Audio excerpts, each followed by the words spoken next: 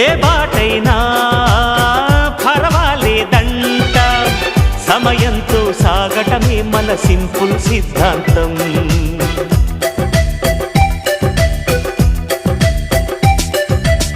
చిరుగాలికి పరిమళమిచ్చే సిరిమల్లెల వనమై ఉందాం, గగనాన్ని నేలను కలిపే హరివిల్లుల వంతెన అవుదాం.